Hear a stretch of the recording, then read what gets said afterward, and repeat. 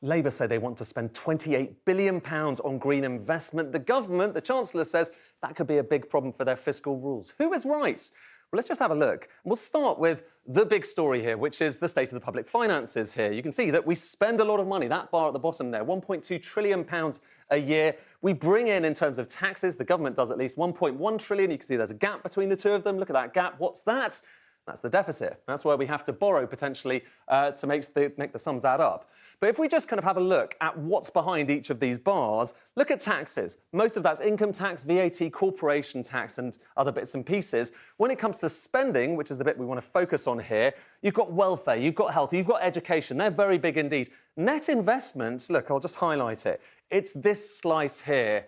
It's not small, it's not massive either, though. And if we just take it and we kind of have a look and consider the big investment picture, and this is investment on all things, so including hospitals, schools and everything else, £71 billion, £72 billion, give or take, a year. A lot of people are wondering, does this mean if Labour wants to spend £28 billion, it just raises that by £28 billion? Well, not quite, because some of this red bit is already green investment. About £8 billion of it is existing green investment. So, in fact, Labour say they just want to raise that so it's £28 billion in total. So you can see what looks or sounds like a £28 billion pledge is actually a £20 billion pledge.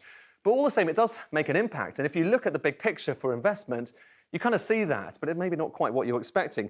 This is what the government plans imply for total investment, government investment spending in the coming years. So you can see it goes up a bit and then comes down.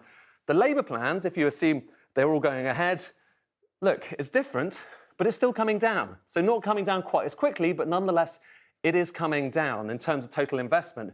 How about the fiscal rules? Well, of course, the government does have this big fiscal rule, which is about trying to get the national debt down. So this is the national debt as a percentage of GDP. The higher it is, the higher the national debt. And they want, by the end of the 5-year forecast horizon, to see it falling.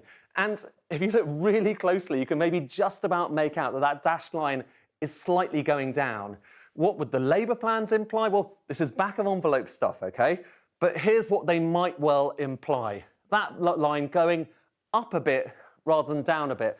And technically, yes, that means they just about break their fiscal rules. But of course, it does depend on whether they want to cut it in the following year. So there's a lot of ifs and buts about this. But the big picture, really, is this one. The UK is a low investment nation, OK? So when we're looking at how much the government is investing, it's quite low versus most other countries around the developed world. And if Labour's plans do go ahead, have a look at this red bar here. You can maybe just about make out it goes up by maybe a few pixels if those plans come in. If the Conservative plans are implemented, look at the bar. It goes down because you're seeing investment falling quite a lot. So that is really the big picture at the moment. But there are still many months left until the election, and doubtless we will hear more from all of the parties involved.